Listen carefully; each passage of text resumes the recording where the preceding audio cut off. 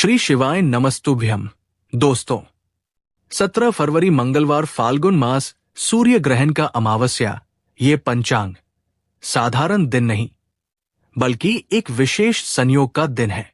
इसे समझना, इसके महत्व को जानना और इसके अनुसार सही उपाय करना आपके जीवन में आश्चर्यजनक बदलाव ला सकता है। क्या आप जानते हैं कि हमारे शास्त्रों में हर दिन केवल तिथि, नक्षत्र, योग और करण के हिसाब से ही नहीं गिना जाता, बल्कि हर दिन का अपना असली रहस्य और शक्ति होती है। आज मैं आपको उस रहस्य के बारे में बताऊंगा जिसे जानकर आप हैरान रह जाएंगे। यही कारण है कि गुरुजी का हमेशा उल्लेख रहता है, क्योंकि उनके मार्गदर्शन और उपदेश के बिना इस संयोग का सही लाभ उठाना लगभग असंभव है। दोस्तों, यदि आप सचमुच 17 फरवरी के इस विशेष संयोग का लाभ उठाना चाहते हैं, तो सबसे पहला कदम है सही तैयारी। याद रखिए, बिना तैयारी के किए गए उपाय कभी भी पूर्ण प्रभाव नहीं देते। ये ठीक वैसे ही है जैसे कि बीज बिना मिट्टी और पानी के कभी फल नहीं देता। सबसे पहले हम बात करेंगे आवश्यक सामग्री की। ये वह चीजें हैं जो आपके उपाय को प्रभावशाली और शक्तिपूर्ण बनाती है। 1. आवश्यक सामग्री: शिवलिंग या प्रतिमा। यदि आपके पास छोटे आकार का शिवलिंग है तो वो सर्वोत्तम रहेगा। ये उपाय की केंद्र शक्ति है। दूध, दही, घी और शहद पंचामृत के लिए। शास्त्र कहते हैं कि पंचामृत से शिव की कृपा अधिक तीव्र होती है। हल्दी और सिंदूर, ये नकारात्मक ऊर्जा को दूर करने और सकारात्मक ऊर्जा लाने के लिए आवश्यक है। धूप और दीपक, रोशनी और खुशबू से वातावरण शुद्ध होता है, जिससे मंत्रों का प्रभाव दोगुना होता है। फूल, विशेष रूप से गेंदा और चंपा, ये फूल आपकी श्रद्धा और आस्था का प्रतीक है। संतुलित प्रसाद जैसे फल, गुड़ या रोली, जो अंत में भेंट के रूप में दान किया जा सकता है। मंत्र लिखित या छपी हुई पुस्तिका, गुरुजी के मार्गदर्शन से आप मंत्रों का उच्चारण सही तरीके से कर पाएंगे। दोस्तों, ध्यान रखें कि सभी सामग्री ताजगी और शुद्धता से भरी होनी चाहिए। पुरानी या अस्वच्छ सामग्री उपाय के प्रभाव को कमजोर कर सकती है। 2. सही स्थान। अब बात आती है स्थान की। उपाय तभी प्रभावशाली होता है जब स्थान शांत, पवित्र और व्यवस्थित हो। घर के पूजा स्थल सबसे उपयुक्त स्थान है। यदि आपके घर में पूजा कक्ष है तो वहां शिवलिंग या प्रतिमा स्थापित करें। पूर्व दिशा की ओर मुख शिवलिंग या प्रतिमा को हमेशा पूर्व दिशा की ओर रखें। शास्त्रों में ये दिशा ऊर्जा और सकारात्मकता का प्रतीक मानी जाती है। साफ सुथरा और व्यवस्थित स्थल झाड़ियों, धूल या अव्यवस्था से बचें। साफ सुथरा वातावरण ऊर्जा को बढ़ाता है। सांकेतिक रूप से मंदिर जैसा वातावरण, यदि संभव हो तो हल्का धूप, दीप और फूलों की सजावट से स्थल को विशेष बनाएं। ध्यान दें, स्थान का सकारात्मक होना अत्यंत आवश्यक है। नकारात्मक या अशुद्ध स्थान पर किया गया उपाय केवल औसत परिणाम देता है और कभी-कभी उल्टा भी असर कर सकता है। 3. सही समय। दोस्तों, पंचांग और शास्त्र दोनों यही कहते हैं कि सही समय का चयन सबसे महत्वपूर्ण है। यदि समय गलत है तो उपाय का पूरा प्रभाव नहीं आएगा।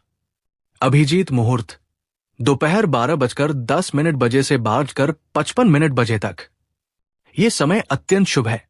सूर्योदय के बाद का समय, प्रातः 7 बजे से 8 बजे तक भी उपाय किया जा सकता है। राहुकाल और यमगंड से बचें। दोपहर 3 बजे से 5 बजे तक कोई भी उपाय न करें। सप्ताह का महत्व: मंगलवार को ये उपाय करने से विशेष लाभ मिलता है, क्योंकि ये दिन शिव और हनुमान के लिए अति शुभ माना गया है। याद रखें, ये सटीक समय और स्थान न केवल आपके प्रयास को सफल बनाते हैं, बल्कि उपाय की ऊर्जा को कई गुना बढ़ा देते हैं। दोस्तों, अब हम पहुंच चुके हैं उस सबसे महत्वपूर्ण भाग पर जिसका आप इंतजार कर रहे थे। सामग्री तैयार है, स्थान शुद्ध है, समय का चयन हो चुका है, लेकिन याद रखिए, केवल सामग्री और समय पर्याप्त नहीं होते। सही विधि ही वो चाबी है जो इस पूरे उपाय को चमत्कार में बदलती है। अगर विधि में चूक हुई तो परिणाम साधारण रह जाएंगे, लेकिन यदि विधि शास्त्रीय क्रम से, श्रद्धा से और गुरुजी के उल्लेख के साथ की गई तो यही उपाय आपके जीवन की दिशा बदल सकता है। अब ध्यान से सुनिए। ये वो भाग है जिसे आपको एक बार नहीं, कई बार सुनना चाहिए। चरण 1, आत्मशुद्धि, सबसे पहला और अनिवार्य नियम। उपाय शुरू करने से पहले स्नान करें। साफ, हल्के रंग के वस्त्र पहने, काले या गहरे रंग के कपड़े न पहने।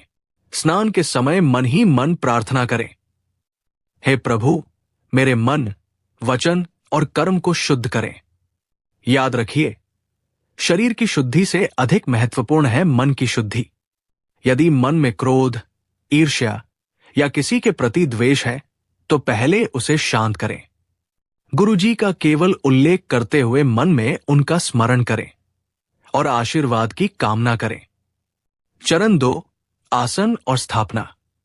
पूर्व दिशा की ओर मुख करके बैठें। लकड़ी का पट्टा या स्वच्छ आसन लें। सीधे जमीन पर न बैठें। अब अपने सामने शिवलिंग या प्रतिमा स्थापित करें। यदि पहले से स्थापित है तो केवल जल से शुद्धि करें। एक दीपक घी का जलाएं। धूप प्रज्वलित करें। अब वातावरण को कुछ क्षण शांत रहने दें। ये वो समय है जब आप अपनी ऊर्जा को स्थिर कर रहे हैं। चरण 3, संकल्प, सफलता का मूल आधार। अब अपने दाहिने हाथ में थोड़ा जल ले। अपने नाम, गोत्र यदि ज्ञात हो और स्थान का स्मरण करते हुए संकल्प ले। संकल्प स्पष्ट होना चाहिए। धन प्राप्ति, दुर्भाग्य की समाप्ति, नकारात्मक ऊर्जा से मुक्ति, मानसिक शांति। लेकिन ध्यान रखिए, संकल्प स्वार्थी न हो। किसी को हानि पहुंचाने का विचार मन में ना आए। संकल्प के बाद वो जल अपने पास रखे किसी पात्र में छोड़ दे। चरण 4, अभिषेक, ऊर्जा जागरण का क्षण। अब शिवलिंग पर क्रमशः अभिषेक करें। शुद्ध जल, दूध, दही, घी, शहद, पुनः जल। हर बार अभिषेक करते समय ओम नमः शिवाय का जाप कम से कम 108 बार करें। यदि 108 बार संभव न हो तो 21 या 11 बार अवश्य करें। याद रखिए, संख्या से अधिक महत्वपूर्ण है भावना। अभिषेक करते समय कल्पना करें कि आपके जीवन की नकारात्मकता धुल रही है, दुर्भाग्य पिघल रहा है, धन के मार्ग खुल रहे हैं। ये केवल कल्पना नहीं, ये मानसिक ऊर्जा का सक्रिय होना है। चरण 5, शिव महापुराण पाठ का विशेष महत्व। अब आता है वो भाग जिसे बहुत लोग छोड़ देते हैं और यही वे गलती कर बैठते हैं। अभिषेक के बाद शिव महापुराण का पाठ करें। पूरे ग्रंथ का नहीं तो कम से कम एक अध्याय या रुद्र संहिता का अंश अवश्य पढ़ें। यदि पाठ संभव न हो तो श्रवण करें। क्यों? क्योंकि केवल पूजा से ऊर्जा जागती है, लेकिन शिव महापुराण का श्रवण या पाठ उस ऊर्जा को स्थिर करता है। शास्त्र कहते हैं, जहां शिव कथा होती है वहां दरिद्रता टिक नहीं सकती। जहां शिव नाम का उच्चारण होता है वहां भय नहीं रहता। पाठ करते समय जल्दबाजी न करें। शब्दों को स्पष्ट बोलें। गुरुजी के मार्गदर्शन का उल्लेख मन में करते हुए पाठ करें। चरण 6, मंत्र जप, ऊर्जा का स्थिरीकरण। अब रुद्राक्ष की माला लें। कम से कम एक माला ओम नमः शिवाय की करें। यदि संभव हो तो 5 माला करें। हर मंत्र के साथ ध्यान रखें, आपके जीवन में प्रकाश प्रवेश कर रहा है। धन के नए मार्ग खुल रहे हैं। रुके हुए कार्य आगे बढ़ रहे हैं। मंत्र जप के समय इधर उधर न देखें। फोन, बातचीत, व्यवधान से दूर रहें। यही वो क्षण है जब आपकी प्रार्थना ब्रह्मांड तक पहुंचती है। चरण 7, विशेष धन आकर्षण प्रक्रिया। अब एक छोटा सा लेकिन अत्यंत प्रभावी कार्य करें। एक पीला वस्त्र लें, उसमें थोड़ा सा चावल और एक सिक्का रखें। उसे शिवलिंग के पास कुछ क्षण रखें। उपाय शुरू करने से पहले मन में संकल्प अवश्य लें। बिना संकल्प किया गया उपाय दिशा खो देता है और फल अधूरा रह जाता है। शिवलिंग या शिव चित्र के सामने पीठ करके कभी न बैठें। ऐसा करने से साधना की ऊर्जा विपरीत दिशा में चली जाती है। अभिषेक करते समय जल या पंचामृत कभी भी सीधे जमीन पर न गिरने दें। नीचे एक पात्र या थाली अवश्य रखें। उपाय के दिन घर में मांस, मदिरा, लहसुन या प्याज का सेवन न हो। यह शिव तत्व की शुद्धता को भंग करता है। मंत्र जाप गिनती पूरी किए बिना बीच में न रोकें। अधूरा जाप ऊर्जा को रोक देता है और मन अशांत कर सकता है। शिवलिंग पर चढ़ाया गया जल या पंचामृत कभी भी पैरों से न छुएं, इसे अपवित्र माना गया है।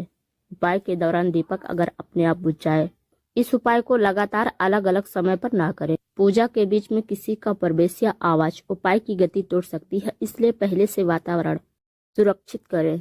उपाय पूरा होने के बाद उसी दिन किसी से इस साधना की चर्चा न करें। मौन रखने से फल शीघ्र प्राप्त होता है। अंत में, अगर आपने इस उपाय को पूरा ध्यान, विश्वास और श्रद्धा से सुना है, अगर आपके मन में किसी का अहित नहीं है और अगर आप सच में जीवन में सकारात्मक परिवर्तन चाहते हैं, तो शिव की कृपा आपसे दूर नहीं। जिस घर में यह उपाय सच्चे मन से किया जाता है, वहां दरिद्रता ठहर नहीं पाती, नकारात्मकता रास्ता भूल जाती है और धन, शांति व सम्मान अपने आप आने लगते हैं। गुरुजी कहते हैं, शिव भाव देखते हैं, शब्द नहीं। उपाय के बाद जो भी सामग्री शेष रह जाए, उसे अपमान या लापरवाही से ना हटाएं, क्योंकि उस पर साधना की ऊर्जा रहती है। किसी भी शेष वस्तु को गंदे स्थान, नाली या कूड़े में सीधे न डालें, यह सबसे बड़ी भूल मानी जाती है। जो भी सामग्री बचा हो, उसे किसी बहते जल में प्रवाहित कर दें, ताकि ऊर्जा सम्मान पूर्वक विसर्जित हो। उपाय के बाद कुछ समय तक घर में शांति बनाए रखें। तुरंत शोर शराबा ना करें। सबसे जरूरी बात, उपाय जितनी श्रद्धा से किया गया हो, उतनी ही श्रद्धा से उसका समापन भी होना चाहिए।